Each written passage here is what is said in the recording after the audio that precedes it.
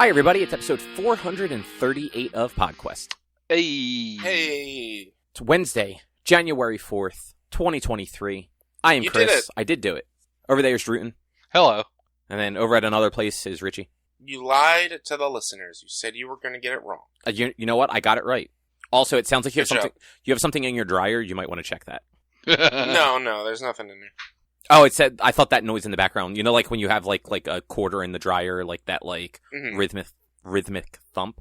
I thought that's what that noise was. No, that's not that. Well, then you should get that checked out because that seems like something's wrong. No, there's nothing wrong. The dryer's not on. I'm kidding. There's nothing wrong. Come on now. You're just nervous because you have so many things go wrong in your house. Oh, trust me. Yes. And it's like my dryer, I have to have that paid off next month. Alright. So, Sears Scratch and Dent. It used to be Sears Scratch and Dent, and it's now like American Freight, whatever. They have you can pay this off in 10 easy payments. I was like, you know what? I don't have a lot of money. Let's do that. First payment is like $50, and then it's supposed to be $50 after that. But what they don't tell you is the reason it's 10 payments is because if you don't pay it off by 100 days from the day that you get it, from the day that this is accepted, they charge you 150% of what's due on the loan. So 150% is a little overkill, but that is actually, like, from what I have seen when it comes to those sorts of deals, doing 100% of the total interest is not uncommon. So, like, if you had $1,000 loan and you paid it down to $200, they tack on the interest for the full $1,000. Yeah. So, once I found that out and everything, I was like, all right, well, I got to focus on this. And like, the first payment was like $150. This payment was like $188 or something like that. And my next payment is going to be $200 that I have to do in February. I have to have this paid off by the 12th, or as of right now, I'm getting $250 added to my debt. And that's ridiculous, man. So yeah, I don't need anything else breaking. No. In that case, you definitely do not. But yeah, other than that, I mean, once that's paid off, I mean, I have so much other debt that I need to worry about paying off. So it just doesn't even matter. Yeah, that sound. I mean, look, at least at that point, you'll have some of your debt paid off, right? Maybe, but it was debt that I didn't have 3 months ago that I paid off in 3 months. Like, so it doesn't really help me that much, but it does, if that makes sense. Kind of. Like, I have to pay it off so rapidly that it doesn't really help me pay off the rest of my debt. Right. Because it's not a long-term effect. Like, it's not like a 5-year bill for $100 that I've been paying off that now is an extra $100 I have each month. It is, I scratch the surface of my wallet to pay this off on time, to not get that 150%. Well, if you would just start that OnlyFans, you'd be... You know, I really should. Look, I'm coming close to 40 watched hours on YouTube, so like I might start making money on YouTube soon. We'll see. Don't assume that. From what I hear, YouTube money is not real money unless you got sponsors. Well, I mean, I don't have this subscribership or anything like that, and my hours watched are from shorts, so that is very volatile.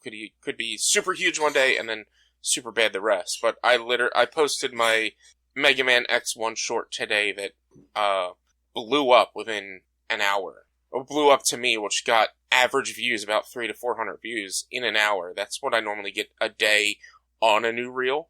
I got that in an hour, and then it's still growing from there. Which, I mean, hey, at least you're getting some sort of Yeah. Look, I feel like I phoned it in this week with that reel, because there was no editing, it was just me cutting together the video so that it shows my face and shows me doing it. And I'm just like, I feel like I phoned it in. It is my most popular post. Or, like, second most popular post right now. I'm like, I don't fucking understand this shit. I really don't. I mean, look, that is content creation. Yeah. Like, I posted on Monday the Godzilla Funko Pop and, like, hashtag Mega Man X on YouTube Reels. It right now has almost 1,000 views, which is, I believe, the second most views of a single short that I have. And all it is me showing a fucking Funko Pop. But all the rest of the me showing a Funko Pop probably averaged 200 to 300 views. So show less Funko Pops? But then all of the, like, actual edited ones, on average 200 to 300 views. I think Mega Man is a big hashtag on YouTube. I mean, Mega Man is very popular, even though there hasn't really been one in a long time. Yeah, I mean, Mega Man 11 is 2019, so yeah, I guess was it only 2019? I feel like it was longer ago than that. I don't know for sure. Dude, time's a flat circle since COVID. Like, I mean, you're not wrong. No, you are wrong. Time is Jeremy Bearimy. That's what time is. Okay, it was 2018. All right, still like that. Not that long. It's 5 years, but not that long. Yeah, no, exactly. Like I would have said it was like 2016, mm-hmm. Maybe 2017, but even that seems like it's pushing it. So I know it came out on Switch, but I thought it was one of those like came out later on Switch, which it may have still. Yeah, I played it on PC, so. Of course you did, fucking nerd. What? I don't know. I just seemed like the right thing to say. Yeah. Anyway, Rich, what's on the agenda? So we're going to talk about Jurassic Park, the original 1995 movie that we watched for book club. Drew actually watched a movie not for book club, as did Chris, but that's not a big deal. It's more Drew watched a movie not on book club. Glass Onion, which is the sequel, spiritual successor to Glass Knives. Glass Knives? Wow. No. I don't know what it's called. I never saw it. Give it another try. Don't know. Give it another try. No, because I really don't know what it is. Yeah. But you had one of the words right. Well, it's Knives Out. There you go. Look, I knew it was Knives, but it's fucking Glass Onion. So that's, you know what? I'd never seen it, so I don't care. It doesn't pertain to me, because it's never existed in my brain. Then, Cobb, you have opinions on movies? Yeah, I watched a lot of movies. Drew, you played some Duelyst too. I was supposed to, but instead I slept. But we can still talk about it, because I do remember a lot about it. And then I made it through both playthroughs of Mega Man X4 in 6 hours and change. So, we'll talk about that. Yeah. So I guess, in this case, we're just going to go right into book club. So what did you guys think of 1993's Steven Spielberg classic, Jurassic Park? I think it still holds up to today. Like, yeah, I'm not saying that, like, graphically with the CG that it needs some, like, obviously it needs some work. It's 1995 CG. But still, like, I feel like even the CG in Jurassic Park, the handful, I think there was, less than 2 minutes of digital scenes. I think that is better than sometimes a lot of the CG we see in modern day. And I think that movie still holds up as a fantastic, in my opinion, masterpiece. Yeah, and I believe 90% of that is practical effects, too. Like, I know all the smaller dinosaurs definitely are. And by smaller, I mean, like, the Triceratops and the Raptors. The T-Rex was also animatronic. Okay, I wasn't 100% sure. Yeah. They're, like, the scene where they're in the, on the tour, and it's coming down on the kids and whatnot, like, that was all animatronic.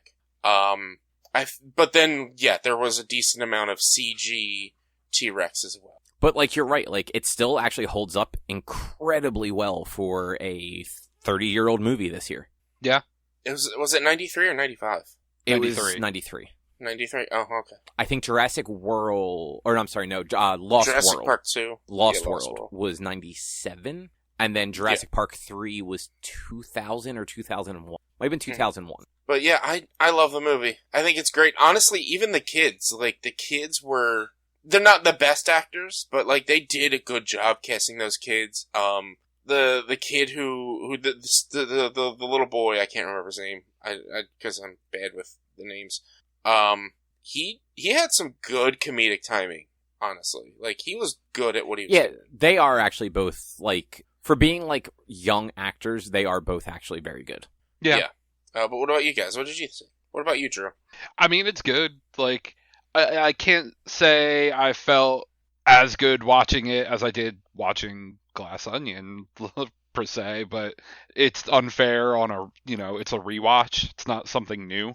It's a rewatch, and it's also, like, they're two completely different movies. But I mean, it's just from I had just a general enjoyment thing of watching a movie.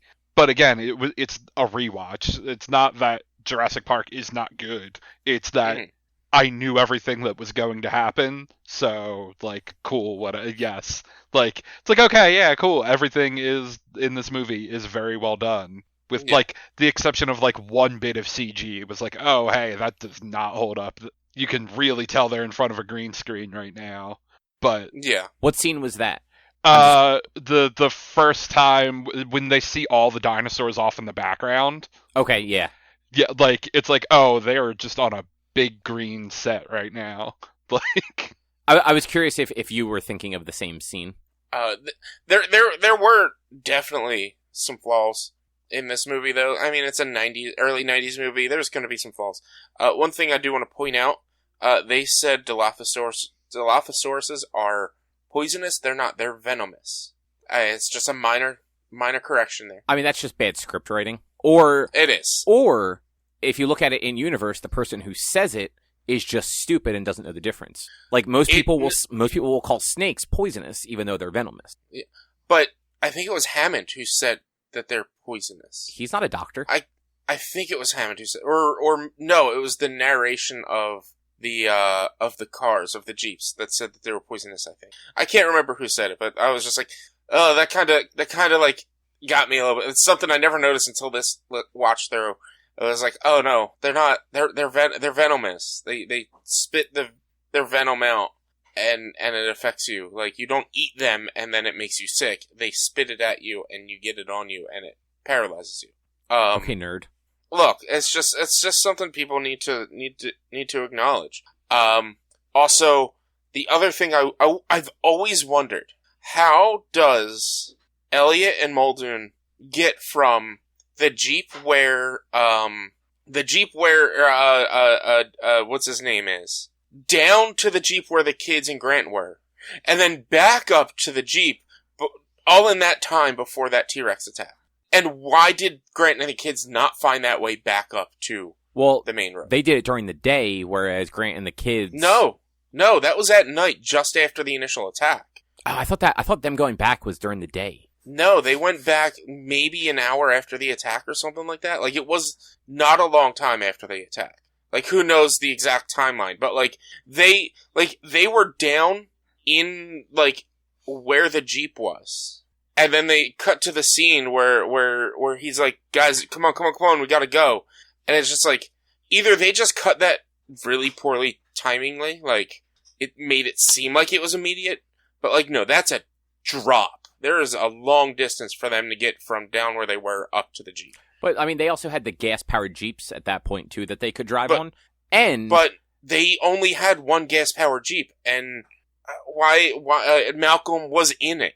They weren't in another gas-powered Jeep that went down below. You don't know. They did. It's not there. They took one gas-powered Jeep, they put Malcolm in it, and then they went down below to inspect the crash of the other Jeep. Yeah, and who say they didn't drive down there? You don't know. Where'd the other Jeep come from? What other Jeep? You said who said they didn't drive down there? Like, they have a Jeep. Why couldn't they have driven the Jeep down there? Because Malcolm wasn't down there with them. But he could have been in the Jeep and you just didn't see him. But he was in the Jeep up top. And they drove that Jeep down. But he was in it. Yeah. But he was in it up top. How did they drive it down, drive it back up, and then get back out of the Jeep just for him to say, get back in the Jeep? I don't see the problem here. Oh my god. I hate you. Look. I hate you. That part, not as big of a deal as the flying velociraptor. So, let's get into this flying velociraptor. I can explain it. For those who have watched this movie, near the end, when the raptors are attacking and all the people are crawling through the ducts and the the drop ceiling, which should not hold that many people at all. No, not even a little bit. But they were at least metal greeting. Yeah. A velociraptor pops his head up into the into the drop ceiling and then drops down with the girl. And then they climb back up, and they show the image down below, and there's no way this raptor should have been able to poke its head up. I know how this works. The same way the fucking T-Rex was able to get out of his paddock. That's how it works. Which is? Flying. There's no way. That's how it works. The T-Rex should not have been able to get out of that paddock. You saw how far that car dropped? How big that tree is? There's no way that T-Rex could have been able to even look out that paddock. But do we How know the that, hell? do we know that is where the T-Rex came from exactly, though? The T-Rex came from 5 to 10 feet behind, from the paddock and fencing, 5 to 10 feet behind where that Jeep was.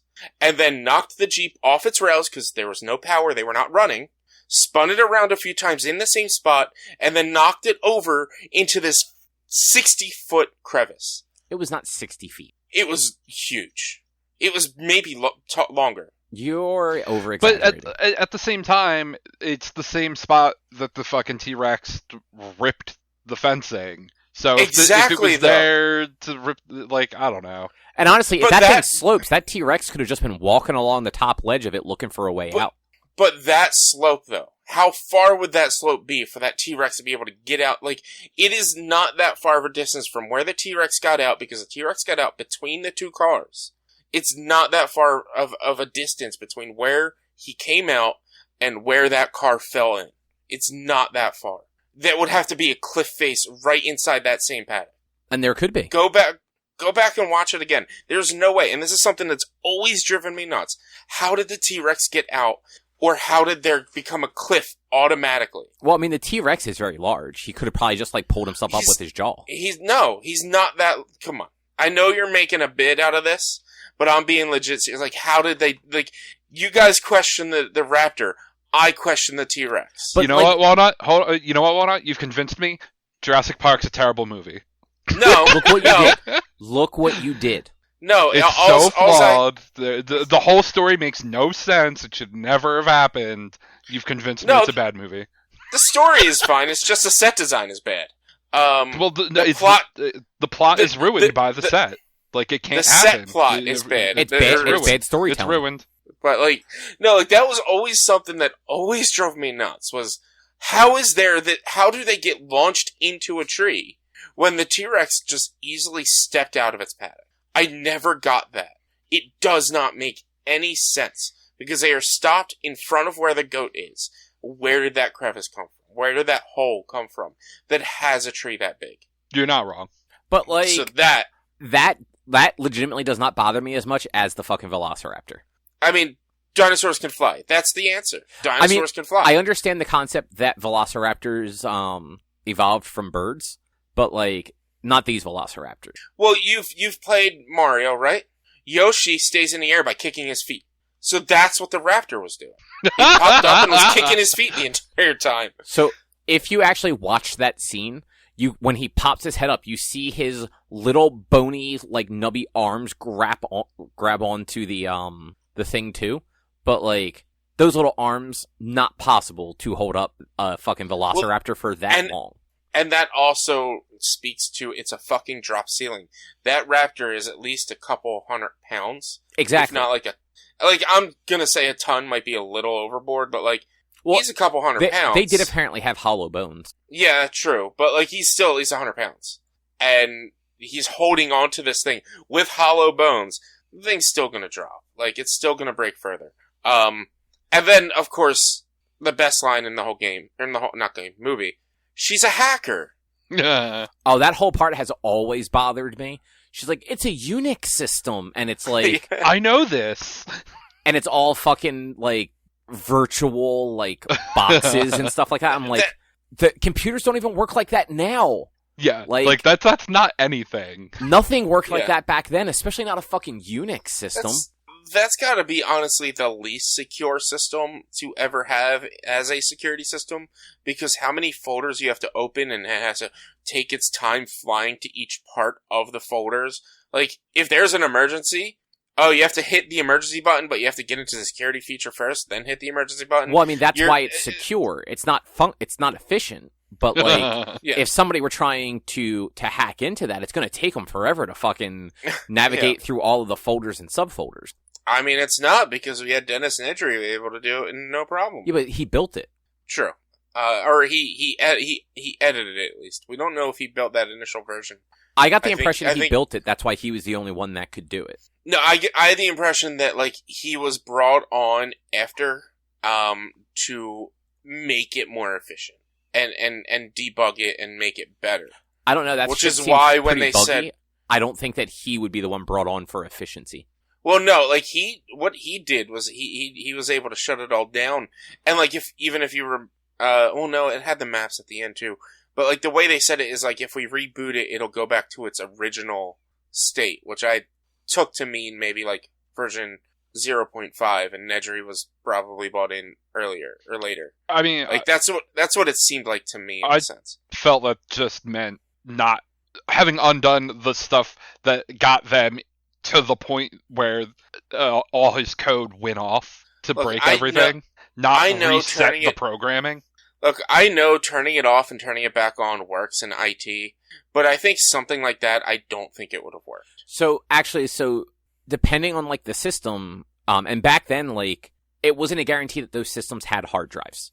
Like, they did, like, let's be realistic. But, like, it would not be absurd that, like, the computers themselves were running off of, like floppy disks, basically, and that there was some sort of, like, mainframe someplace else that shutting that down incorrectly would potentially wipe any changes, because the way that those old systems worked was, like, they had a running config. If you did not, like, do, like, a commit backup sort of deal, that running config would be wiped at the first power cycle. Mm-hmm. So, like, it is possible, especially, like, that long ago. Mm-hmm. But also stupid. Uh-huh. Yeah, it was terrible. It was the worst. I like this movie, though, for all of its flaws and fucking broken dinosaurs. It's a good time. And, like... The dinosaurs aren't broken. They can fly. Come on now. Not those. But Yoshi and the T-Rex, like, they can fly. It just... Apparently, so can goats and platforms as well. But also, like, John Hammond is an idiot. Like, he took all the ice cream out of the freezer. He's like, it's melting. Well, yeah, because he kept opening the fucking freezer, you old fucking jerk. Well, like the one other instance of someone being an idiot is why the fuck did Malcolm get out of the Jeep with the flare? Like, so wasn't he trying to lure the thing away by throwing the flare? Yeah, after Grant had already done that.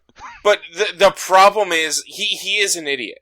Because he didn't wait to see what Grant's plan was before lighting the flare. Yeah. He just sat there and lit the flare first, and then once he had a lit flare, realized, oh shit, I have a lit flare, it's gonna see it, I still gotta do something with it. And instead of, like, doing what Grant did, waving it and then throwing it, he ran like a fucking moron. But I mean, Grant had already lit a flare and thrown it away before... No, Grant lit it. Grant went out and lit it and shouted, hey, and then scene cut over to Malcolm, who pulls the flare himself in the Jeep before Grant throws it. I'm pretty sure you're wrong. I literally just watched it an hour ago. But you watched it while you were working, you I know, I 100% I will pull it up and I will send a video to you guys. Like, I am 100% serious, or 100% honest. He lit it before Grant threw it. You know, I believe you. He is chaos. Like, his whole thing is chaos. Yeah. And, but look, naive. If he didn't do that, we wouldn't have all the Jeff Goldblum with his shirt open meme. Exactly. They just needed a reason for Jeff Goldblum to have his shirt off. I was going to say something else about it. About just Jurassic Park in general. Now I fucking forget what it is. Damn it. Yeah, it's gone. Totally just... Well, this isn't what I was going to say. But man, I haven't watched this one in so long, I forgot how weird the age difference between Ellie and Grant is. Mm-hmm. Mm-hmm. Like, she's in her 20s, he's in his 40s. Yeah.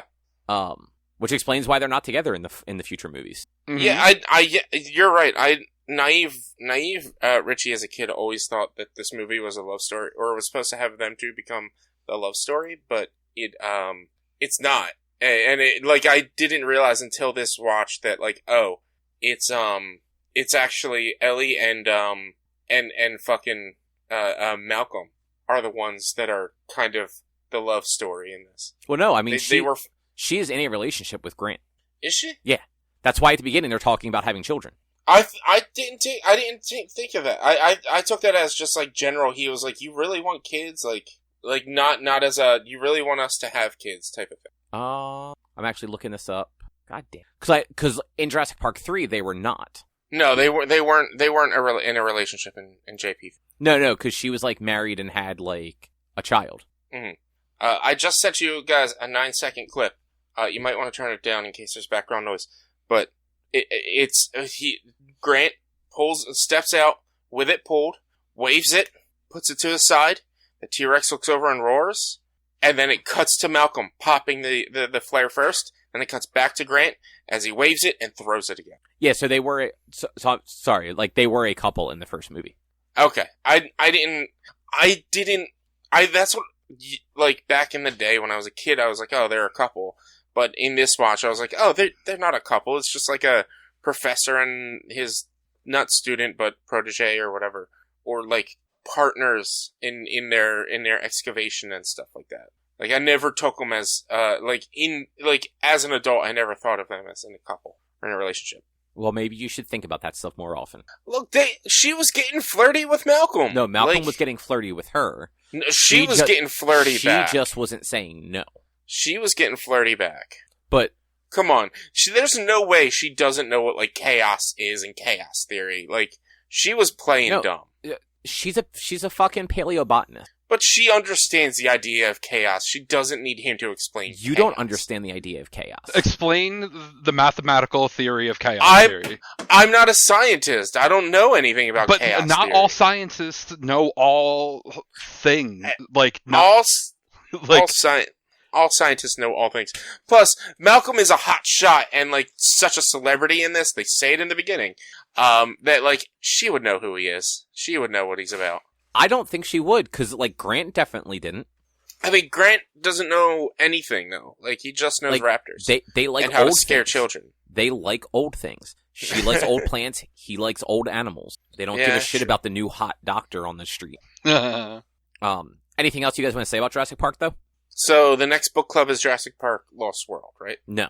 Fuck no. Then Jurassic Park 3. No, definitely not. If we were going to watch another Jurassic Park, it would be Lost World, because that's the only other good one. I mean, Jurassic World was good. It was okay.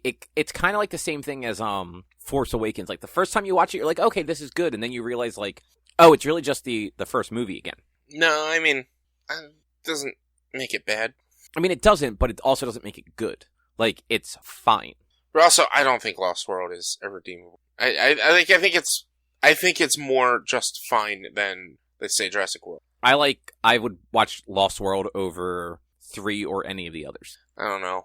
Honestly, I would just watch Jurassic Park over and over rather than watch any of the others. That is valid. Yeah. But the next actual book club, this one's exciting. Man, am I not going to actually get to pick a thing? Oh, do you have one? You never have one. Yeah, no, I actually do have one that I want to do. Oh, awesome. But yeah, Cobb, go for it. You also usually ask him if he has one. That's true. Instead of just I was just him. assuming he did. So, you're the dick in this situation. Well, I think I asked you last time and you didn't, so I was just skipping you this time. I don't know the last time you asked me. When Richie picked Jurassic Park, I asked if you had. No, you straight up just went right to Richie. Okay. But normally the rotation goes Cobb, me, then you, I think. So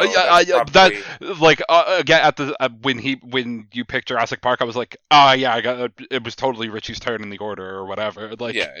You skip more often than not, so I think I just started skipping you. I apologize. Wow, rude. Yeah, so thank you, Walnut. Well, start coming up with picks more often, and I won't forget to include you in the rotation. Fair. We're gonna watch the Taskmaster Champion of Champions number 1.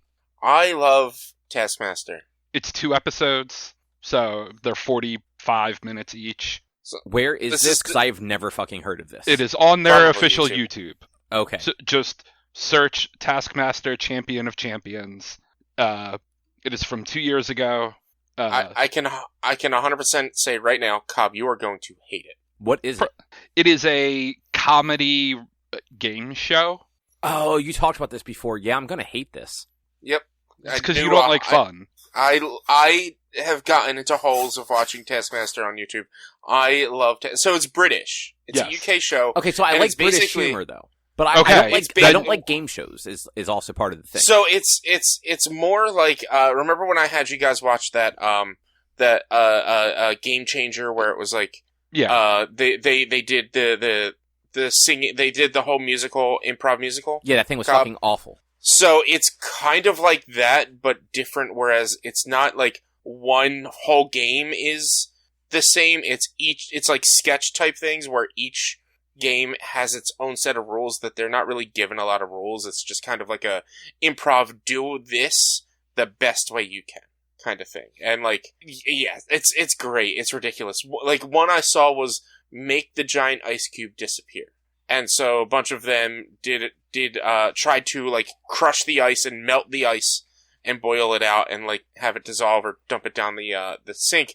One person grabbed the ice cube and threw it into the river behind the house. And they determined that didn't, even though it got out of view, it didn't necessarily disappear for a while. So that person lost. I mean, that's valid. Yeah. I mean, I don't disagree with that decision, but like it's a bunch of random tasks like that. It's great. Yeah, no, this is definitely going to, like, just even looking at the thing for it, this is going to be a bad time for me. Listen, Cobb, go into it with an open mind. It's funny. It is a comedy show that just happens to revolve around them doing a game where they're scored. Yeah, it is an improv show. You don't like improv. So I think that's the thing. I like comedy. I do not like improv, is I think the thing. I mean, like, but it's not improv like Whose Line Is It Anyway improv. Yeah, like, it's not they're not trying to make jokes from a thing they're given. It just they have a thing to do, and it's comedians, so they're funny about doing the thing. Yeah. Yeah, look, I am not. It's not like I'm not going to give it a shot. I just historically I have not enjoyed things that are improv. Have you ever watched Jeselnik and Schwartz? Have I ever watched what? Jeselnik and Schwartz, or just. I've never even heard of that. It's on Netflix. It's Anthony Jeselnik and Nick Schwartz. It's like 3 episodes. It is they have an improv set that the two of them do. And so they'll go up on stage and they will ask suggestions and they will improv for like 45 minutes. It is amazing and it's hilarious. I think Anthony Jeselnik is very funny. He's fucking dark, but funny. But like, that's also his stand-up. Like, I think his stand-up's very good. But look, I'll give it a shot. It's only, like you said, it's 2 45-minute things? Yeah, so it's an hour and a half. It's a movie length. Out of curiosity, because it's on YouTube, could it be watched sped up and still work? Or is it one of those things where if you speed it up, it's probably just going to be a fucking disaster? I have no idea because I never watch anything or listen to anything sped up. Oh, that's fair. Sorry. Middleditch and Schwartz, not Jeselnik. Middleditch. Thomas Middleditch and Ben Schwartz. Yeah. Sorry. Look, Jeselnik is also a comedian. So. Yeah. I like fucking Sonic the Hedgehog. God, why can't I think Ben Schwartz? Ben Schwartz. I do not like Middleditch. Look, it's great. Middleditch and Schwartz is great, man. It's I will so take great. your word for that. For 2 weeks, 4 weeks, minimum 4 weeks. I might skip you next time and let Drew have 2 picks in a row. Yeah. You know what, Drew? You know what to pick next time, right? No, I mean I would Middleditch and Schwartz. Although I mean I only know Anthony Jeselnik out of those two. No, so, Jeselnik's not one of them, so you don't know either of them. It's Thomas Middleditch and Ben Schwartz. Okay. Well, I only know who Ben Schwartz is. I don't know any of their stuff. So yeah, no. I mean, he's Sonic. He was Jean-Ralphio in Parks and Rec. You've named 2 things I've never watched. You've never watched? You don't like stuff. Okay, I've watched a couple episodes of Park and Rec. The only funny person on that show is was it early episodes or later episodes? No idea. No, he probably Jean-Ralphio isn't enough for him to have seen that. That's true. But like the first season of that show, not good. It's not till like midway through the second season that they get their footing and like it becomes like a legitimately good show. A lot of heart. I mean, maybe. It's people like The Office. Okay, well, that's good because The Office sucks. Like, I think The Office is definitely funny. Like, it's got moments. Parks and Rec is better because Parks and Rec is both funny and has heart. Fair. But how about Glass Onion? That was an enjoyable movie. I agree. It wasn't as good as Knives Out. I also agree about that. But I do feel like it was still a worthwhile sequel. Yeah. I did not predict all of the twists. Yeah. Like, I guess like the biggest twist I didn't get. But like I knew who the killer was. Like when people were dying. I'm trying not to spoil it because it is still a brand new movie and I don't know if Rich will ever watch it. Probably not. You can go ahead and split. I'll probably forget if I do ever sit down and watch it. Okay, so I've never seen Knives Out, and so like Not... I know you don't need to see the two to understand, but I've just, and it's not that I'm against the movie. I just never. It's not on my radar. It's fantastic. Neither was you also. time. I don't think you like mysteries, right? I don't really like noir type stuff and like spy things, but I know that's not really either of these. Yeah, like, no, this is but like I've never really watched or cared for whodunits. Like it's just not on my radar. It's not that I don't like it. It's just never been something I sought out or thought to watch. These movies are like this and Knives Out are both very well done, and they both have amazing casts. Yes. But I guess, so, spoilers for Glass Onion, starting right now. Look at the time codes if you want to see when the next thing starts. So, I knew that Edward Norton was killing people. Like, right away. That was fairly predictable. Yeah, as soon as Batista died, I'm like, that was Norton. And then when the other woman gets shot, I'm like, that was Norton. Like, 100%, nobody else would have done it. Did not expect her to have been her twin, though. Yeah, no, that was a complete mindfuck. I was like, wait, what the fuck? And I mean, like the big thing at the end where she burns the Mona Lisa was also, like, I knew as soon as he showed the Mona Lisa and said that he installed that little, like, kill switch thing, I'm like, okay, so the Mona Lisa is being destroyed in this movie. Like, there's no way this movie is ending and that painting is not getting destroyed. While it was predictable that Edward Norton was the one that shot her, I do feel like they did a very good job of obfuscating that to the point. It was like, okay, it was like, oh shit, who shot her? Like, that was probably him, right? But with the way everything led up to that, it wasn't blatantly obvious that it was Edward Norton that did it. That is true, and I think they did do a good job of, even though, like I said, like, I knew it was Edward Norton that did it, I did not know how he did everything. Like, right, yes. Yeah. Like, that, the whole Batista thing, like, that was actually super clever. The fact that, like, there was that one line at the beginning of the movie of him saying that, like, he didn't do pineapple. And then, like, if you pay attention, like, that drink had just happened to have pineapple in it.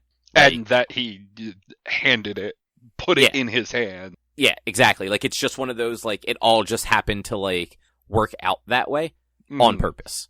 Yeah. But yeah, like when they, like, did that, like, cutaway in, like, the middle of the movie to, like, 2 weeks prior when she goes to Daniel Craig, and I'm just like, oh, this is not what I thought was happening at fucking all. Yeah. Like, I thought somebody else there, because, like, a few of those other people definitely seemed like they were suspicious of Edward Norton. So I just kind of assumed that, like, one of them had set the whole thing up. Yeah, with Daniel Craig. They laid out full why everyone had motive to go after Edward Norton's character. Exactly. But it wasn't so much like, I didn't think they were the ones that, like, that they were trying to kill Edward Norton. I thought one of them was the one who brought Daniel Craig's character there. Right. Yeah. But yeah, Rich, for what it's worth, like, even not liking whodunits, I think you would enjoy just, like, the general spectacle of these movies. Just because of, like, the cast that they get and the characters they get them to play are just, like, so Dave Bautista is in this one. What is Bautista, like, 50-ish? but late 40s, yeah, early it's got to 50s? be around there. So his character is it's so good. A video game streamer on formerly of Twitch, now on YouTube, and a men's rights activist who lives in his mother's house. Oh my god. Jesus Christ, man. Yeah. As you were saying video game streamer, I was gonna jump in and be like, man, why you guys gotta be talking about me like that? And then you said the rest, I'm like, nope, I can't make that joke now. And like his character was fantastic. He always had a gun.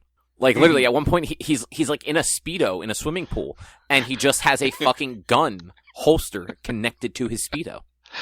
Oh my god. And, like, he just randomly shoots it. Sarah made a prediction I think at that scene that wound up not coming true, but if it had, I totally believed it. I was like, oh yeah, no, I totally agree. She thought Batista was going to shoot himself in the dick at some point, because he always had that gun there. If this was any other type of movie, that 100% would have happened. But, like, Rian Johnson does try and, like, make these a little more, like, thoughtful, I guess would be the best way to put it. Like, it definitely doesn't go for the cheap, easy stuff. Yeah. Because even, like, like, I think the cheapest thing they did was at the not the beginning, but like when they sat down to dinner and like the murder mystery started, and like it hadn't even officially started yet, and Daniel Craig was just like, it was her. And then like he gets up and he gives this elaborate explanation, and then like Edward Norton, you just look Edward Norton's character who's so rich, so Edward Norton throws like a party. And it's a murder mystery on his private island. He invites all like his closest friends. Somebody invites Daniel Craig, who none of them know, but who is the world's leading detective. He's basically Sherlock Holmes. Mm-hmm. And they sit down to this murder mystery, and before it even starts, Daniel Craig points out who the fucking killer was, explains exactly how and why it happens, and you just watch Edward Norton's face go from like a smile to like a scowl to the timer hit, and everything that he said would happen happens in like that moment, and it's just Edward Norton standing there with this scowl on his face as like a fake arrow pops out of his chest and like blood squirts all over the table. Mm-hmm. Like it was one of the funnier moments of the movie. Yeah, but for sure. Yeah, that was one of the better movies. So we watched a lot of movies this weekend, and that was probably one of the better ones. Not surprising. Yeah, like. And apparently, so I don't know if you saw any of this. Apparently, Rian Johnson did not want to include Knives Out in the title, but like the studio kind of made him do that so that people understood it was like a connected movie. I mean, with how the title is, and I don't think anywhere in the actual movie it said Knives Out. No, I don't believe so either. Like I don't like the title stinger, which is at the very end, definitely just said Glass Onion. Yeah. But he also wasn't a big fan of the twist being in the middle. Like, he wished he hadn't written it that way. Yeah. Which, like, I get, but also, like, I think that works because most of these movies, like, the twist is at the end. Yeah. I liked where it was. Yeah. Yeah, it was very good. So, two things I do want to add on. One, the big painting of Edward Norton, that definitely looked like him in Fight Club. Oh, yeah. And then in the like flashback scene when they're in the Glass Onion bar and they're like first meeting everyone, or you know, Edward Norton's character first gets brought in, he kind of looked like a douchebag version of Matt Mercer. Yeah, you know what? He kind of did. Right? Like he had on a vest and he had like the kind of big wrist gauntlet, or you know, leather wrist thing, and had the long hair. Like he looked like Matt Mercer's evil douchebag twin. Yeah. So in the movie, he is basically Elon Musk. Yeah. He has no real talent, but he has money, and he just kind of invests in things or steals things by like nefarious ways and makes more money and becomes basically one of the richest, most powerful people in the world. But like all of his closest friends, like, he kind of, like, helps them out. Like, he is the one that got Batista on Twitch, and then when he was apparently selling, like, Viagra with, like, elephant tusk or something like that in it to, like, underage kids through his Twitch channel, and Twitch banned him. So that's why he moved to YouTube, and, like, Edward Norton's character is the reason he was able to get to YouTube. He helped, like, Catherine Hahn's in it. He helped her character become, like, a congresswoman. Like, just like all sorts of shit like that. Nice. And he's just like, he's like the egomaniacal, like, douchebag, but like with a smile where like he's your friend and he's happy to see you. Mm-hmm. Yeah. I hope that they make more of these, but not like, only if they have like good concepts for them. Cause like, it would be easy to start like phoning that stuff in or just oversaturate it. Agreed. Yeah. Anything else you want to add about it? No, I think that's all. All right. So that'll be end of spoilers for Glass Onion then. So as I was mentioning before, I watched a whole bunch of movies over New Year's.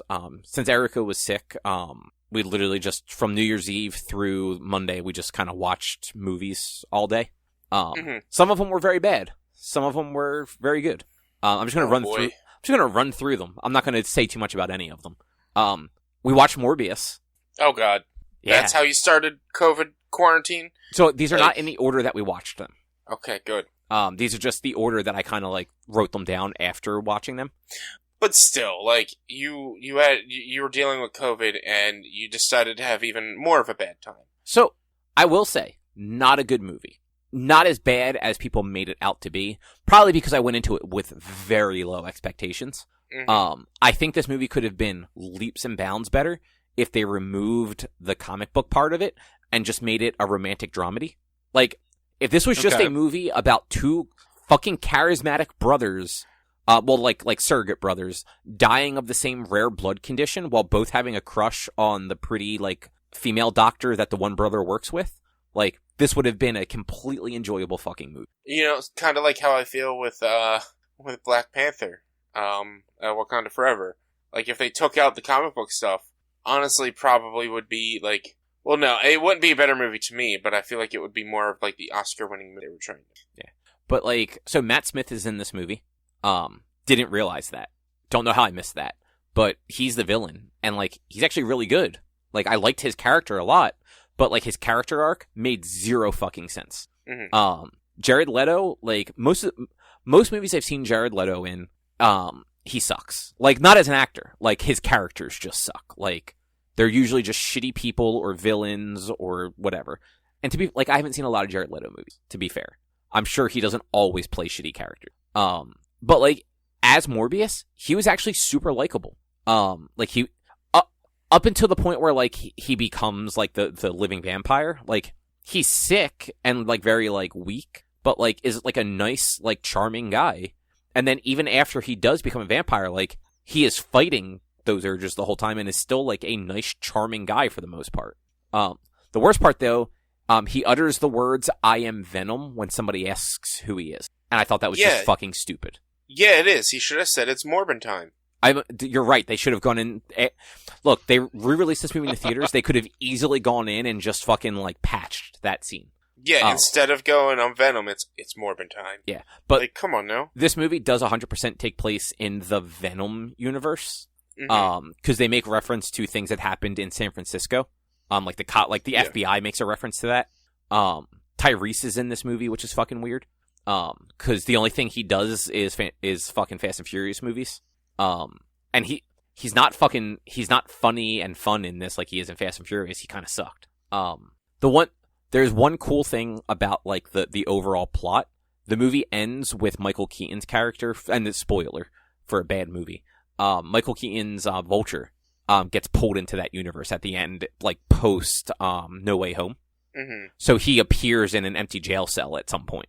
And then... Wait, so there's a credit scene where it's post No Way Home? Yeah, like, they show, like, the weird, like, tear in the sky from the end of No Way Home. And then Michael Keaton, like, blips into an empty jail cell, and no one knows who he is.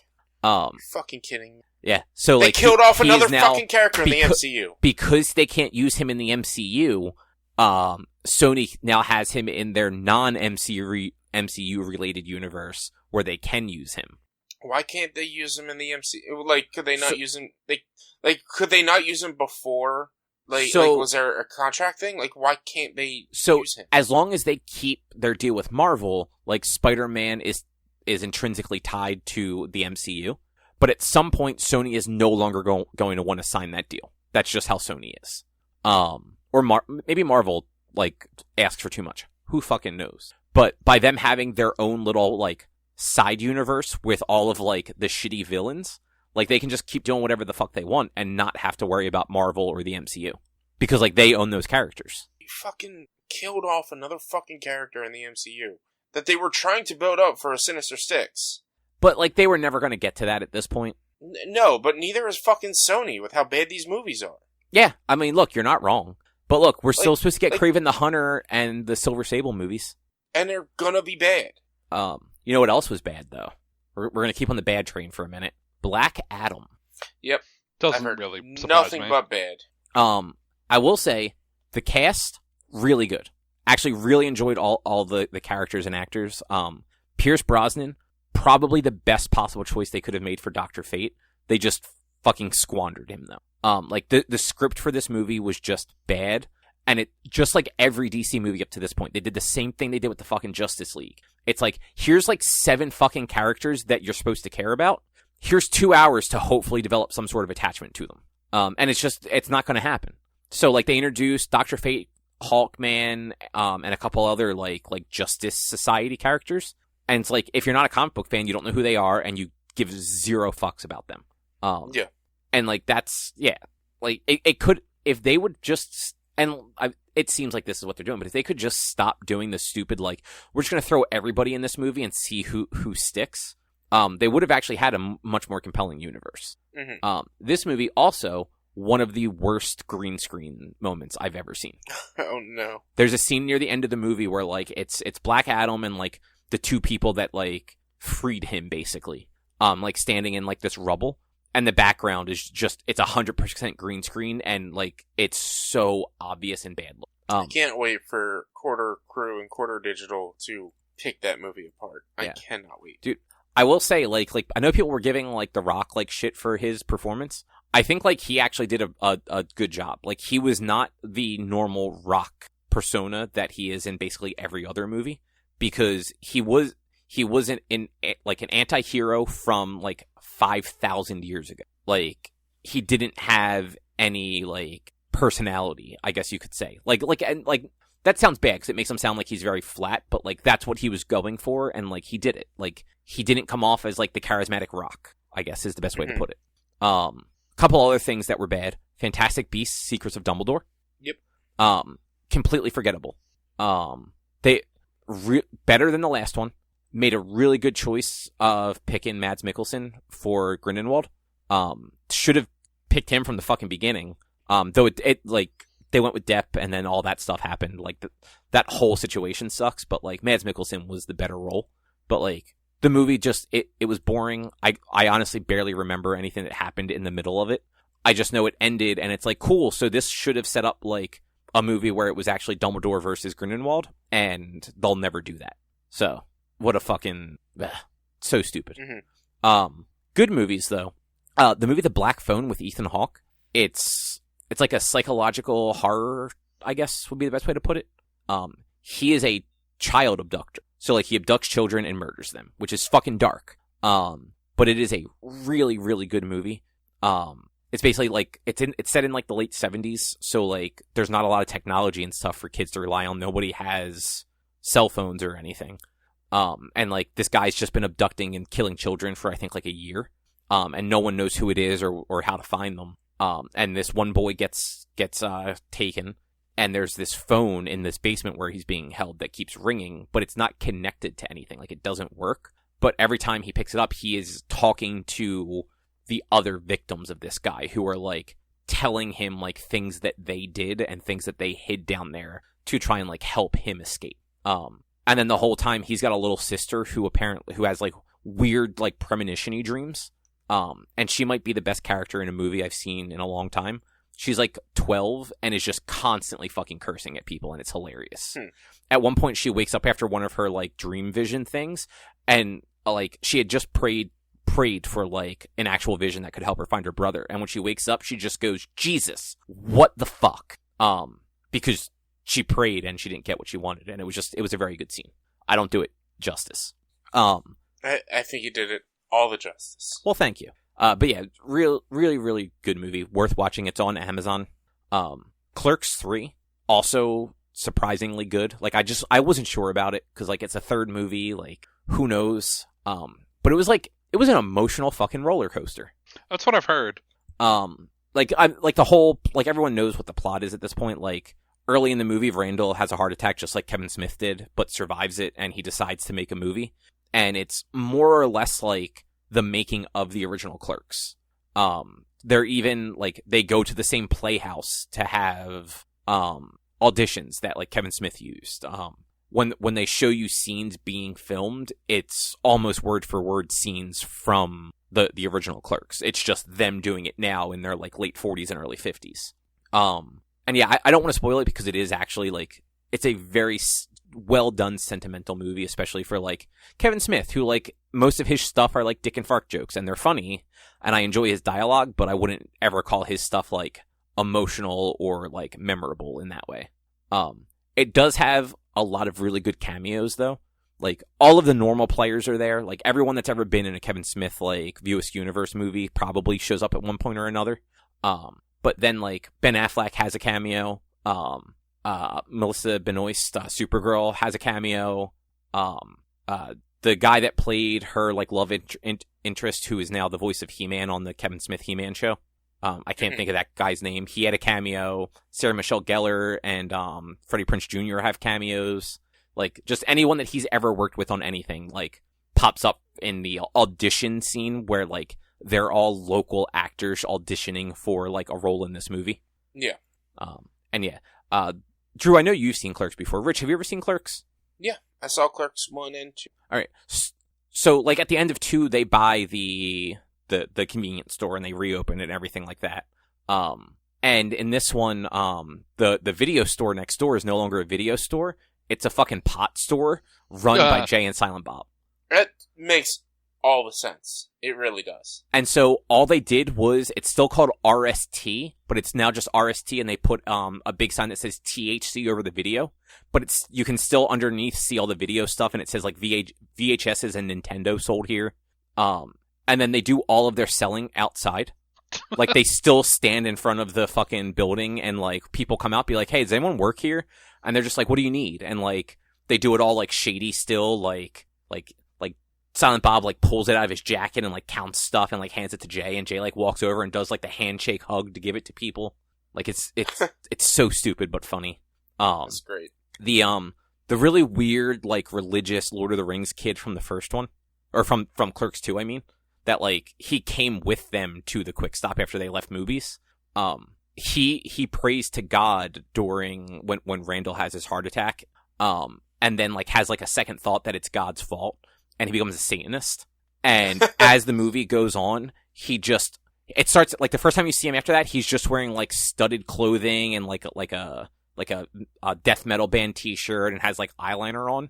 And like by the end of the movie, he's wearing like full Kiss makeup and stuff. Like, it's such a stupid but funny like visual gag throughout the movie. That one is also worth seeing. The newest Scream movie is better than I thought it would be. It's a Scream movie, so it follows a very similar format, but better than 3 and 4 for sure. Probably as good as the original, if you like Scream movies. Cool. There's a movie on Netflix called Do Revenge. It's like a teen comedy. Surprisingly good. It's like two girls go to like a private like prep school sort of thing. And they both want to get back at two people that go to the school that like did them dirty at some point. So they like team up to basically like get revenge for the other person. And like it follows a lot of like just those like 90s comedy like tropes, but like there's a twist in it that I didn't see coming, and like actually made it like a more enjoyable movie for that. And then the last two things we watched were the Brad Pitt and Sandra Bullock starring movies, Bullet Train and The Lost City. I want to watch Bullet Train. I want to watch it so bad. Bullet Train was actually really good. I enjoyed that one a lot. It was dumb, but like the fun dumb. Brad Pitt's character is super likable.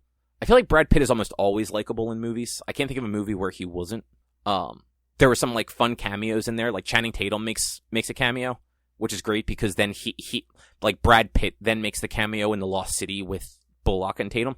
Mm-hmm. The action scenes in it were all really good, and like all the characters and stuff were like fun in like one way or another.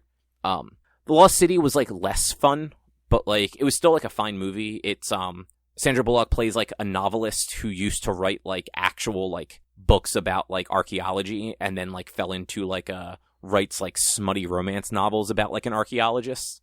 But Harry Potter thinks that they're actually the key to finding this lost civilization, so Harry Potter abducts her.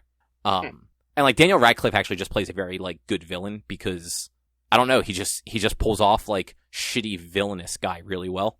But Channing Tatum is the cover model for her novels, but thinks he can actually go save her. So like it's dumb, but it was like kind of interesting for parts. And yeah, that was a lot of movies. We watched a lot of movies. That's a lot of movies. Oh, we also watched Enola Holmes 2. It was not good. Mm-hmm. The first one, really good. This one, couldn't tell you a fucking thing that happened in it. It was that forgettable. Yeah. Or did you just watch too many movies and you just couldn't hold any more because that was in your brain from the weekend? That was one of the earlier movies we watched. I think we watched that like early on Sunday.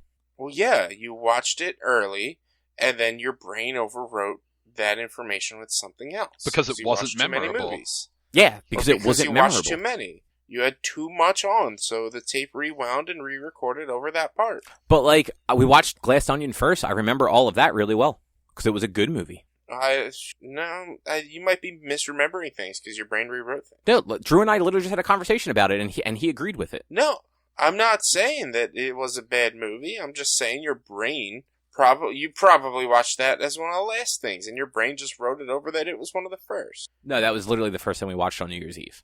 Sure. I think your brain. I can show you my Letterboxd. I don't need to see your letterbox. That's gross. Don't. You said it. You wanted it, guys. You heard it here. He wants to show me his letterbox. See, that's not even funny. Like you're just being a jerk now. Drew, how was Duelyst 2? I mean, I'm with Cobb that you're kind of being a jerk. Why is it a bad thing if he wants to show it to you? Like, what's the problem with that? No, I'm just saying I don't want to see his letterbox. Like, that's just gross. Why don't you want to see the movies I watched this year? Because it's just like I don't want to see it. I don't want to see it. It's because I understand you don't like movies. We get it. No, I like movies. I just don't need to see your letterbox. You're the worst. But Drew, really, how was Duelyst 2? And just to be clear, it's Roman numerals, not the fucking number 2. Yeah. Like some fucking douchebag put onto this document earlier. Heathen. Oh, heathen. Just like somebody wrote Duelyst. Like, come on now. Look, man, I didn't play it. I don't have to know how to spell it right, but I at least know it's fucking Roman numerals. But it's a duel, savage. not a duel. Come on now. I don't know anything about it. That's why I'm waiting for Drew to tell me. But DUAL could have also worked because there are 2 people play. Like, it's 2 people. Like, it's understandable. It's also like probably why a duel is called a duel. Because it is 2 people. Look, probably. Anyway, what do you think of Duelyst 2? I enjoyed it when I played it. Yeah, I mean, I booted it up expecting to, like, just kind of get through the tutorial, and then played for almost 3 hours. Mm-hmm. I was like, oh shit, I've been playing for, like, hours. I should probably eat lunch or whatever. Yeah, it's a game I've been really wanting to go back to. Haven't really, I mean, I have had the time, just haven't really had the chance in a sense. I don't know. It's just I haven't gotten back to it. I've only played it for like maybe 2 to 3 hours. I had a lot of fun, even with my basic ass deck, just playing against people. Mm-hmm. But it is a fun, interesting kind of like card battler game. Yeah, so it basically plays like a card-based like tactical RPG, kinda. Like, so there are 6 factions, right? Fauna, do you remember? Sounds right. Yes, it's I 5 or believe 6, so. but it's an even number, so it's yeah. I think okay, it's either then 6 or 8. I think it's. I'm pretty sure it's probably 6 then. So. And then there's like a just unfactioned cards. So sort of like Hearthstone, where it has the decks, and there are cards that you can only use if you're using that deck. But then there's also just generic cards that can be in any deck. Also, like Hearthstone, it has the same. You start with some mana, and then each turn you have 1 more, and you regain all the mana at the end of the turn, or at the start of your next turn. But unlike Hearthstone, where it's just you put your thing down, and then they can attack, it's like a whole grid system, and you then move your different characters around while you're trying to take all the health away from the general character, the like main character from your deck. Yeah. And then each of the factions has like their own little, I guess, like main tactic type thing for them, be it like different spells that have an effect that the other factions don't necessarily have. Mm-hmm.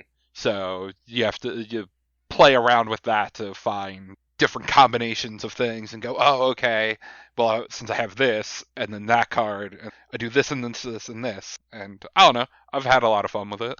Yeah. So, it's really, I like the idea that if you're going to summon a card, you can summon it around any, or if you're going to summon a minion, you can summon around any minion you have on the field. Mm-hmm. And then I can't remember what the faction was I was playing, but they have one of the factions I was playing as.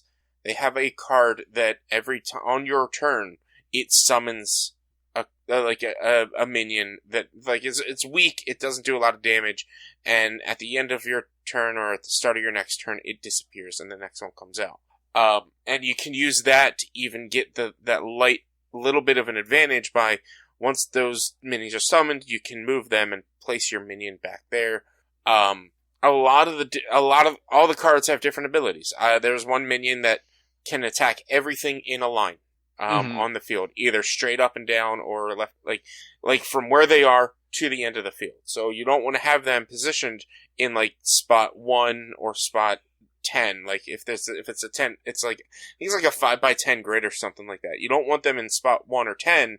You don't want them in like spot 3 and 7. You want them at 1 and 10, because then they can hit all the way across.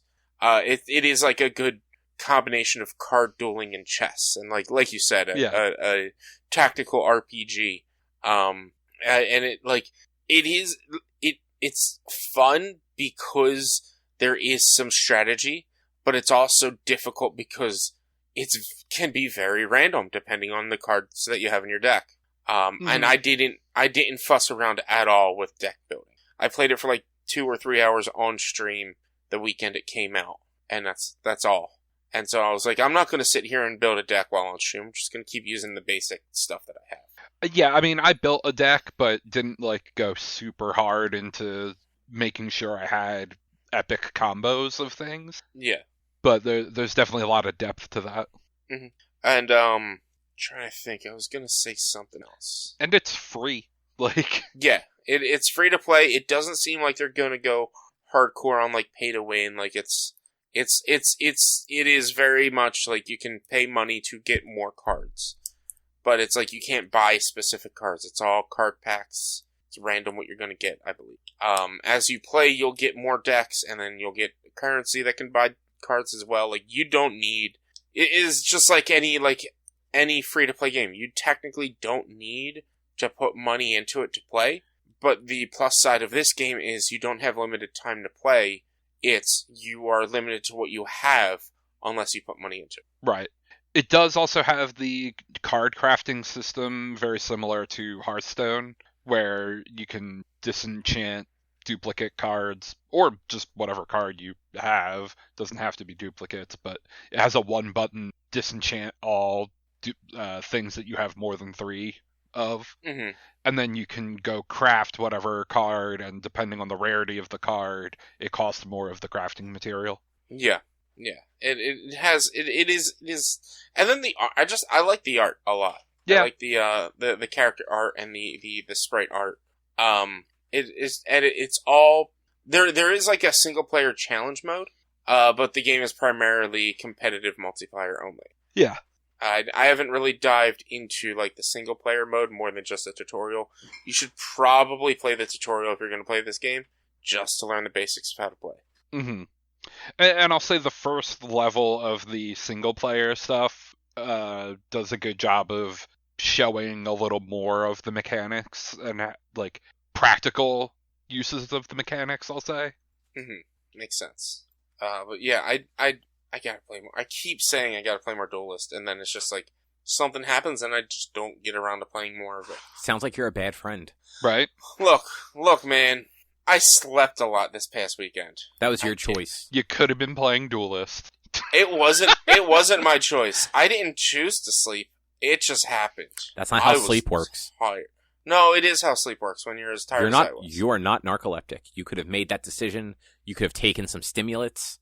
I don't know if drinking coffee would have kept me awake. There are other things than coffee that could have kept you awake. Not doing anything besides coffee to keep myself awake. No dose. I'm not talking about taking cocaine. Jesus Christ, man. Just fucking take a 5-hour energy. Those things are worse for you than pounding multiple cups of coffee. That's fine. They're better than cocaine. But no, like if I'm tired, I'm not going to force myself to stay awake because I'm also going to be grumpy. I mean, you're always grumpy. What's the difference? He's got you there. I'm not always grumpy. But like, if you're tired, like I was just relaxing and watching TV, and I just would knock out within 10-15 minutes of watching TV. And Sunday or Monday, I woke up at 8 o'clock, let the dog out, fed him, watched some TV and ordered breakfast, ate it, and then watched some more TV, and then woke up at 2 o'clock. So in the time you were waiting for your breakfast to be delivered, you could have played some Duelyst too. I probably could have, but also, I mean, it wouldn't have. A match might have taken longer than for my food. Oh well, they don't take that long. Well, I order from the club diner, which for breakfast when I order for club diner, usually within 20 minutes. You could have easily played at least one game. But I could have easily lost one game, no problem. Or I could have tried and lost a game in 45 minutes. If you have a thing take 45 fucking minutes in that would be insane. No, 45 minutes is probably a lot. Like I think average play time, like no more than 30 minutes in that. I'd be shocked if the average game is longer than 10 minutes. But yeah, it was. I was exhausted this weekend, and I needed that sleep. Well, anything else you guys want to say about Duelyst? Check it out. Yeah. Free on Steam. Made by our friends at Dreamsoft Games. All right, Rich. Yes. How's Mega Man X going? All right. So I played Mega Man X4 this week. And I was able to make it through Zero's playing through as Zero first. With a walkthrough, which didn't really only helped with locations of heart and health tanks, and really didn't help with like strategy because Zero is way different than using X. In that one, I was able to get through it. I started at 6, finished that at 9:30, and then played as X at 9:30, and finished that by 12:15. So it was just over 6 hours to beat him. It was super cringe. Just look up if you have a chance. You should be able to find it on you could probably find it on my VODs on Twitch, and eventually on YouTube, or just look it up on YouTube. The scene, What Am I Fighting For? From Mega Man X4. It is the most ridiculous scene I've ever seen in any game. Because they treated this like Mega Man 8. It had the voice acting, it had the animated cutscenes, and it was just horrible voice acting. Super cringy voice acting, very bad. X sounded like a little girl. I have seen that before. Yeah, X sounded like a little girl. Zero sounded like a preteen. And it's just, it was rough. But like overall the game itself was enjoyable. It wasn't super difficult, but it wasn't the easiest. Playing as Zero, certainly a harder game than playing as X. Cause like Zero doesn't get like the energy tank or the armor upgrades and things. His upgrades come through fighting the bosses, and like his abilities don't have energy, but he has to put in like a button combo. So like down and Y makes you do your down attack, or makes you do your ice attack, or up and Y makes you do your fire attack. But like some of the enemies, some of the bosses don't even give you an attack. It's just like, oh, you got double jump now, or you got jump dash now. And is that for like X2 or just for Zero? No, X gets actual powers from every boss. It's just with Zero. Because Zero doesn't need them. Zero just has that cool ass laser sword. I mean, kind of. Yeah, in a sense, but like some of the bosses are difficult without it, unless you know like speedrunner strats and things like that.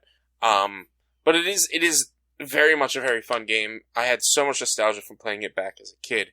I forgot a lot of the cutscenes, but like playing through it and finding some of the areas where these special items and things are, I was just like, oh yeah, I do remember this. Oh, I remember that part. Finding like the heart tank in the spider stage in the jungle, I was like, oh, I remember this exactly. Like once I got to it, I was like, oh yeah, I 100% remember that. And a couple of other things, and it's just like it's honestly probably so far the easiest of the 4 that I've played, and probably the easiest of all 8. I've heard 5, 6, and 7 are some of the harder 3 of these 8 games. But it was super fun, and the bosses were great. It's when they finally start saying the boss names when you go into a battle. Unfortunately, you can't skip the little load screen like you could in Mega Man X3. And there was no easy way to fill up your containers. Like in every X game, there's an area you can go that helps you fill up your energy tanks. Like there's like, oh, you'll get 1 energy tank every time you do this. So go do it a few times and then go into the final boss or whatever. This one, it was just like, you gotta get lucky.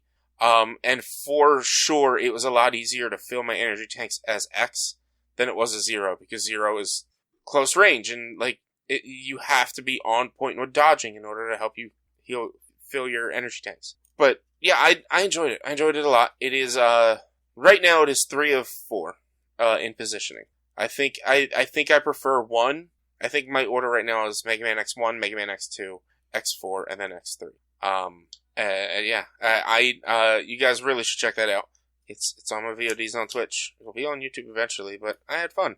Did you guys play X4? Do you remember X4? I remember the voice acting in the cutscenes, but I don't remember much else. No. It was, the cool thing is, like, the levels aren't that long in this one, which is really nice. Like, X3, the levels were long, and it was a little frustrating sometimes. But if you got to the point of a game over, you had to start from the beginning of the level, whereas in this one, even with the shorter levels, if you got a game over, it would start you at the checkpoint, which was very, very nice. So I own Mega Man X6 on PlayStation, so I know I played that one. Okay. I don't know. I don't think I've ever played anything beyond X4. Yeah, I always liked the idea of the X games more than I ended up actually liking playing them. And like that still stands. Like, I've played the beginning of a bunch of them multiple times, and I just never stick to them. Mm-hmm. 6 might be the one that I actually played the most of, though, because I owned it as a child. Makes sense.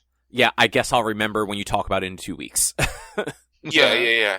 I know in Mega Man X5, I remember watching Eric play a little bit of it, but I didn't like it because I was a Zero kid. I liked my edgy swordsman. Nerd. There's no Zero in X5. Oh, really? Because Zero is dead in X5. Oh. And you're fighting the Zero virus or something like that. Because 4 is the first one you get to play as Zero, like pick who you play as, right? Yeah, so in X3, you could change to Zero once per level, or once per, load into a level. And then if you changed out of Zero, you wouldn't be able to change back into him until it loaded back into the home screen and then back into the level. But if he died at any point in time, he was out for good. So you could basically only switch to him once. And a lot of people change to him at a certain point so that X can get the sword. But beyond that, yeah, you could never have played as Zero in any other game, except for in X4, where you get to choose X or Zero. And then, is it 5 or 6 where you actually, X just has the sword? It's probably 5, because Zero's not around. That's he's fair. Dead.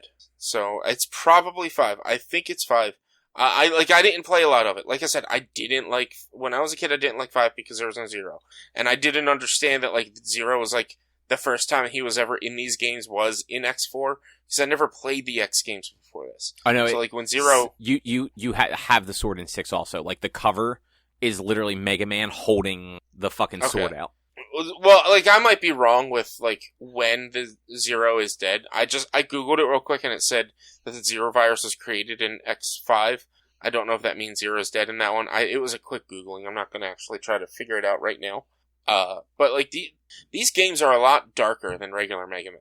And are a lot more interesting. It is a future...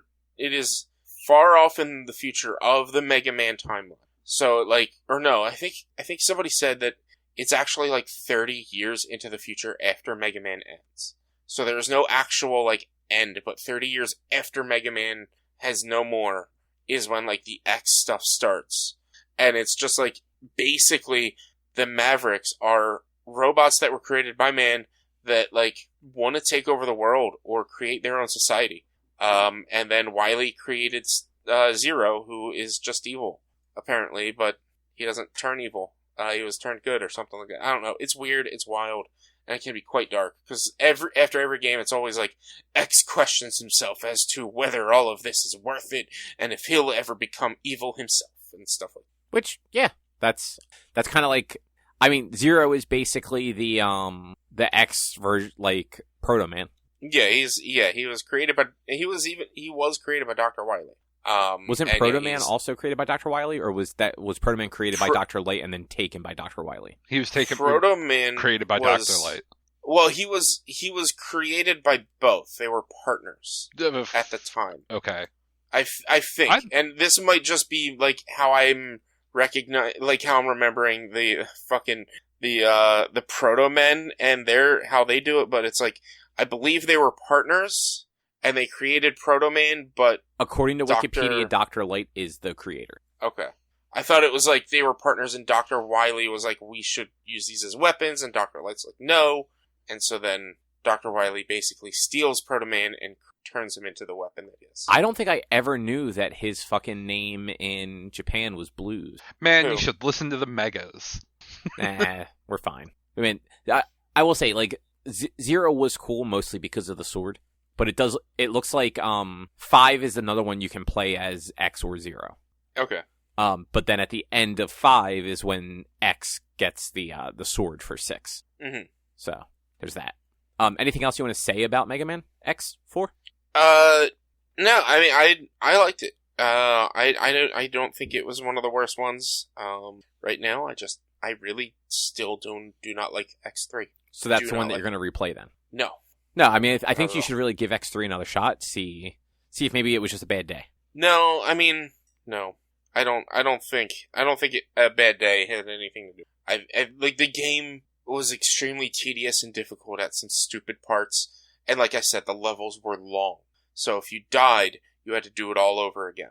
And that was the very worst part, was like, if you died, you had to go through all of this that you went through just to get to the point that you died, and you had to deal with one-hit kills constantly.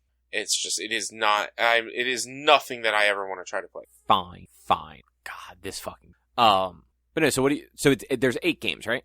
Yeah, as far as I can remember, there's 8 X games, and then I gotta do the ZX games next, which that'll be when that goes on sale on Steam. And then Battle Network. And then Battle Network when that goes on sale on Steam.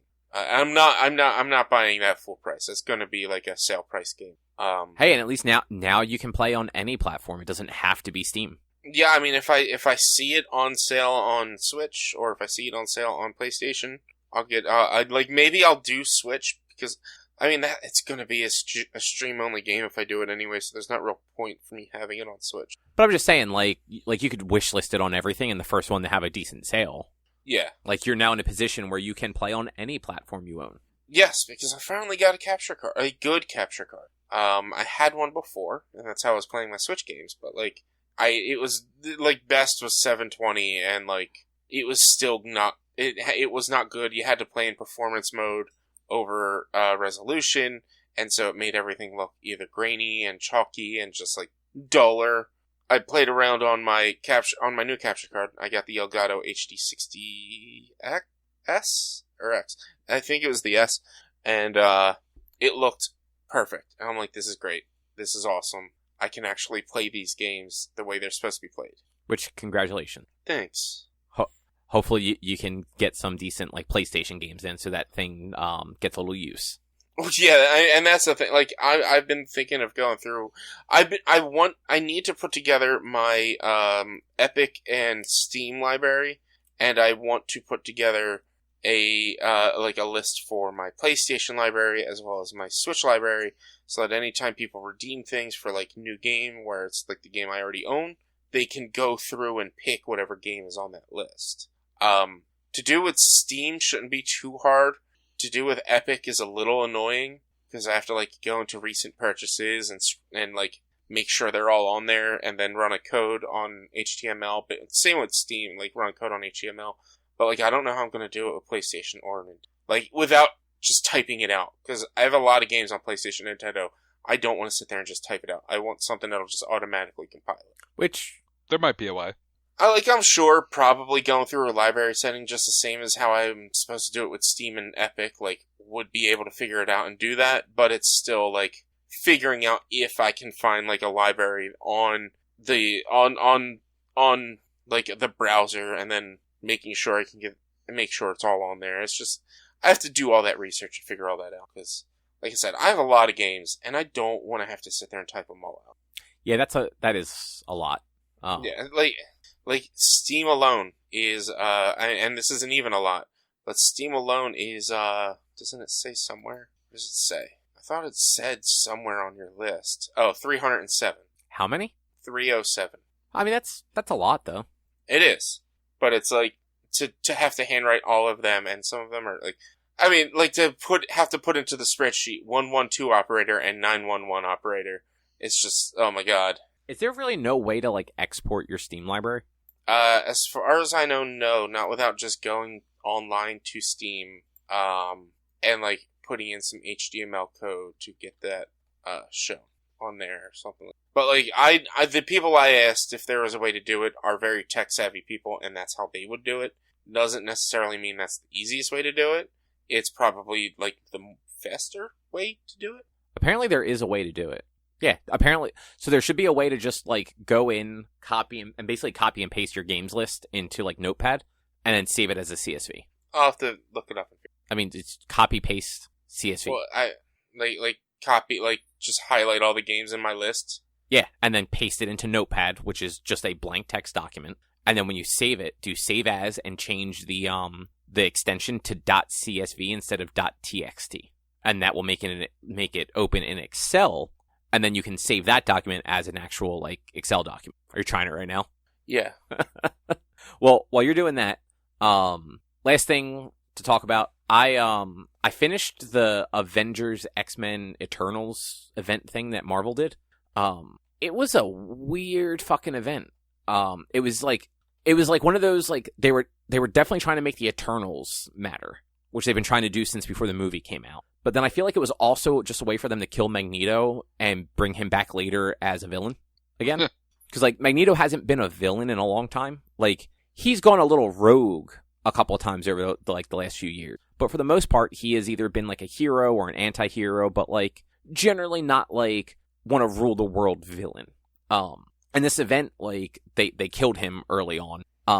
And they wrote it in such a way that when the big bad at the end decides that he fucked up and he's going to bring everybody back, Magneto was not one of them, because it was very much like a Dragon Ball Z, like when Goku has them use the Dragon Balls to wish back everyone Frieza killed. The whole group of people that was with Magneto wasn't killed by the bad guy.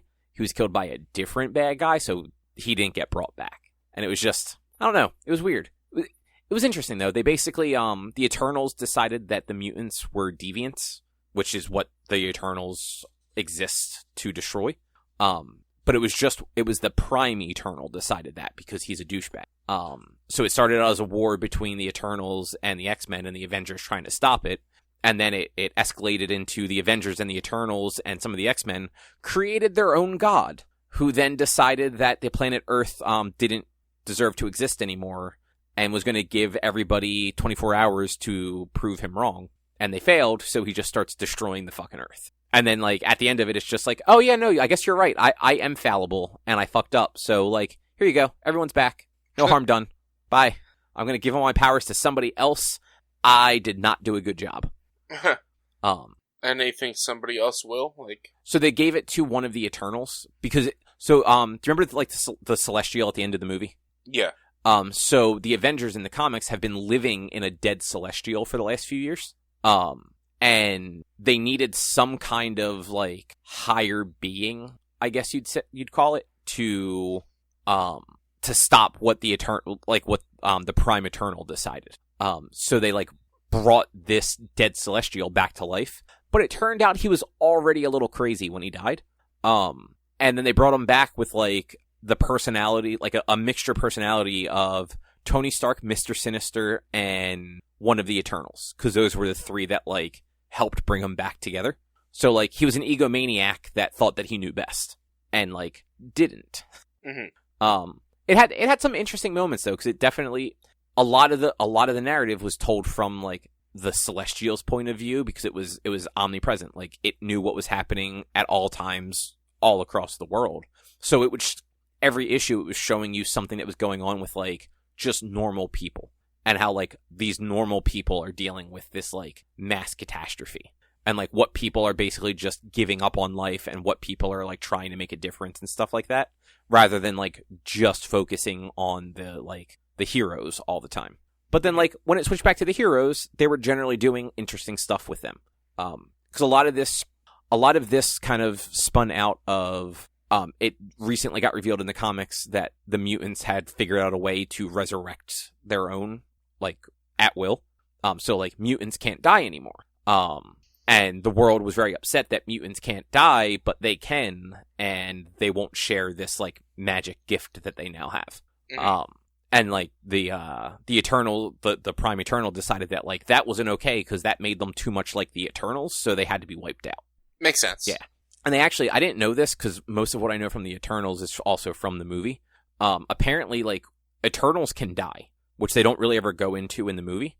But what happens is when they die, somebody on Earth then drops dead, and they are brought back. Like, they are resurrected. So anytime they've died over, like, their million years of existence, another, like, human or whatever on the planet Earth is killed, and they are resurrected by the planet. So, like, you know, that has to come out during this whole storyline, too, of, like, yeah, like, we've pretended to be heroes and, like, help people, but, like, really, anytime, like, we get involved in shit and one of us dies, like, one of you then has to die, too, and you don't get to pick or anything. Like, you might just be, like, sitting there enjoying your breakfast, and then all of a sudden you're just fucking dead. Yeah. Well, the Eternals suck. No, they really do. Like, some of them are better than others, but overall, as, like, a group, they are kind of shitty. Yeah. But, like, this was one of the probably better, like, event things Marvel has done in the last several years. This and the one with Thor that I can't remember the name of. A lot of the other ones are pretty boring. This one, like, it at least thought outside the box. Yeah. Still had a little bit of a lackluster ending with, like, the villain was too powerful. So it's just like there was no way to beat him, so it was really just a, like, convince him he was wrong. It was very much a Naruto, like... Actually, yeah, it was exactly like Naruto versus Pain. Pain destroyed the village, and then Naruto went and talked him out of it, and then he's like, oh, you're right. I'm just going to give up my life and just bring everybody back. Yeah. Sorry about the misunderstanding. Sorry, well, I mean, Pain didn't say, like, oh, sorry, you were right. I'm trying to remember the fight. Pain wasn't like, oh, I'm sorry for the misunderstanding. Pain was, oh, you ninja are better than I thought you were. Well, specifically the Naruto. Leaf Ninja. Well, yeah, Naruto, but it's like the Leaf Ninja are better than he was brought up to understand. So, I'm gonna bring them all back to life, because now I was led astray, is really what it was. Yeah, but it's you get the gist, though. Yeah, no, I'm splitting hairs with the Naruto thing. I was just trying to remember exactly how that went down. But were you able to copy and paste your Steam library? Not from Steam. Like, I guess maybe online, but, like, I would highlight all of them, hit Control-C, and it would not Control-V, so it won't work. Account details, and then the first list. Okay, so you might have to go to, like, a certain part of Steam to do it, but there's somebody on like a Steam forum posted that this is how they do it. I'll try it out and figure out how it works for you. Okay. Anything else either you guys want to talk about, though? Nah, I think I'm good. All right. Yeah, that's about a show. Good. So, in that case, in 2 weeks, we will be watching or talking about Taskmaster Champion of Champions, right? Yes. And that will be on YouTube, and I'll post a link in the show notes so you can find it easier. It's 2 episodes. But other than that, if you would like to find more of our content, you can head over to www.one-quest.com. You can also help us out by supporting us at patreon.com/onequest. If you can't support us there, though, with your dollars, you can go to your favorite podcast platform, Spotify, Apple Podcasts, Google Podcasts, a whole bunch of other places. Rate us, review us, subscribe to us. It all helps. You can find us on social media, facebook.com/onequestonline or at @1_quest on Instagram and Twitter. Our YouTube channel is youtube.com/onequestvideo, and you can always send us emails to social@one-quest.com. And Rich, where's your streams and stuff? Twitch.tv/b_walnuts. You can watch me stream video games Monday, Tuesday, Thursday, and Sunday. I'm playing a lot of Mega Man, playing a lot of Monster Hunter, but probably Generations Ultimate at this point, and not Rise, because I'm kind of bored with it right now. So, come February, there's probably going to be a lot more other games that we'll be playing. Sifu, Tales of Arise, and the like. But I want to wait until after I beat all the Mega Mans before I jump into something. That's valid. And with that, we'll be back next week with something else to talk about. Thanks for listening. Bye. Bye. See yous.